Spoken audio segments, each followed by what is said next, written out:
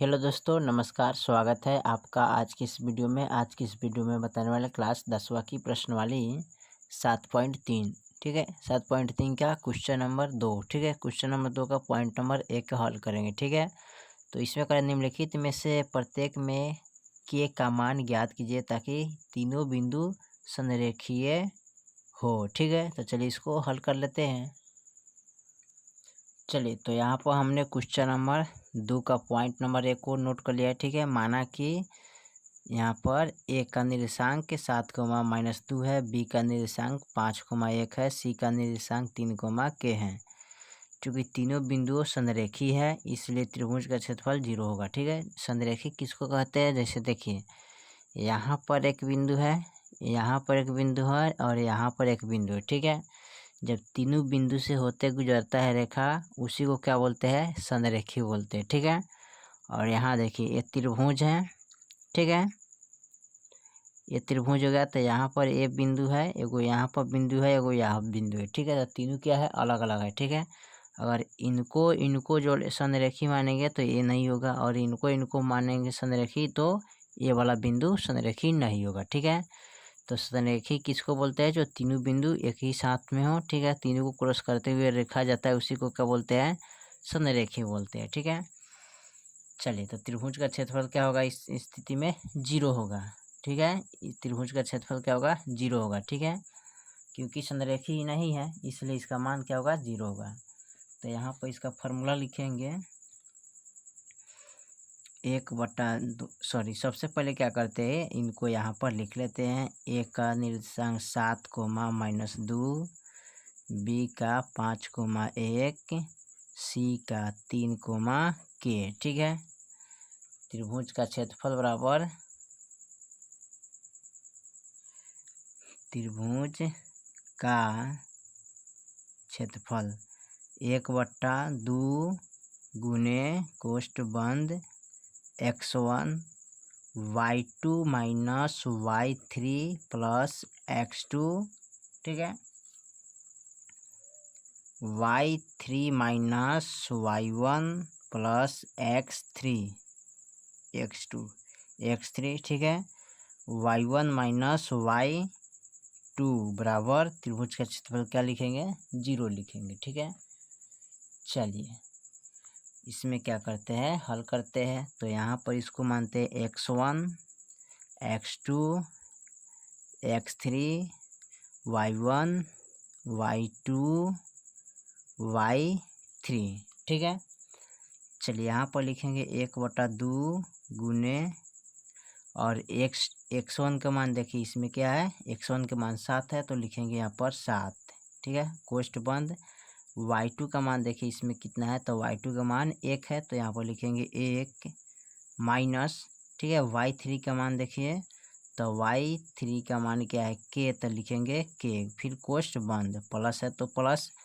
अब देखिए x2 का मान, देखिए x2 का मान कितना है यहाँ पर? तो x2 का मान 5 है तो यहाँ पर लिखेंगे प्लस का 5 कोष्ठ बंद। अब देखिए यहाँ पर ई तो हो गया x2 का मान। अब y3 का मान देखिए, तो y3 का मान यहाँ पर कितना है? k, तो k लिखिएगा, फिर माइनस y1 का मान देखिए यहाँ पर, तो -2 है तो -2 लिखेंगे। ठीक है, कोष्ठ, फिर लिखेंगे प्लस, k3 का मान देखिए। ठीक है, तो इसमें k3 का मान इसमें पता कीजिए, तो यहाँ पर x3 का, तो यहाँ पर कितना है? 3, तो लिखेंगे 3। y1 का मान कितना है यहाँ पर? -2, फिर माइनस y2 का मान कितना है यहाँ पर? तो y2 का मान 1 है तो 1 लिखेंगे। ठीक है, कोष्ठ बंद बराबर 0। ठीक है, चलिए उसके बाद क्या करते हैं? हल करते हैं। 1/2 गुने कोष्ठ बंद। ठीक है, इनसे इनमें गुना करेंगे तो 7 एकम 7, फिर माइनस 7 से के में गुना करेंगे तो 7 के। ठीक है, प्लस 5 से के में गुना करेंगे तो 5 के हो जाएगा, माइनस माइनस प्लस, 5 से 2 में गुना 5 दूना 10 हो जाएगा। ठीक है, प्लस। अब यहाँ देखिए, यहाँ पर माइनस का 2 है। ठीक है, अब माइनस का 1, तो माइनस माइनस क्या होता है?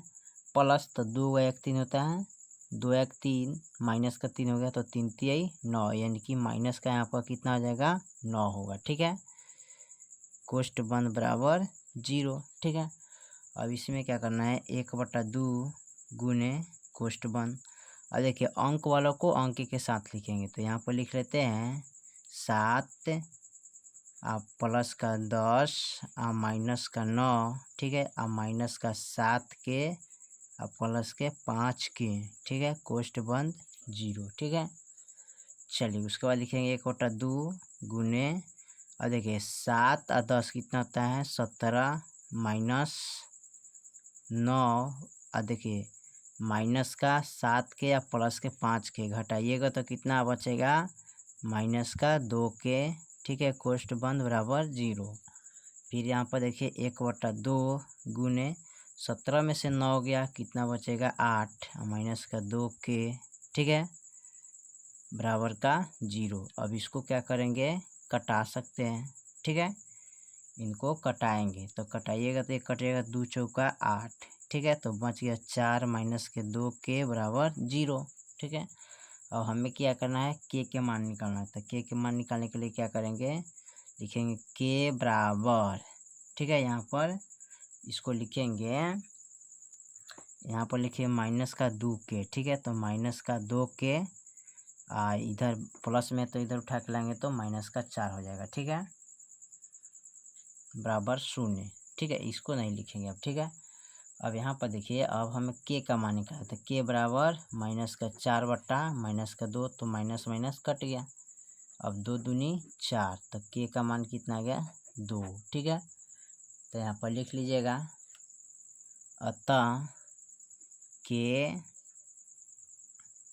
का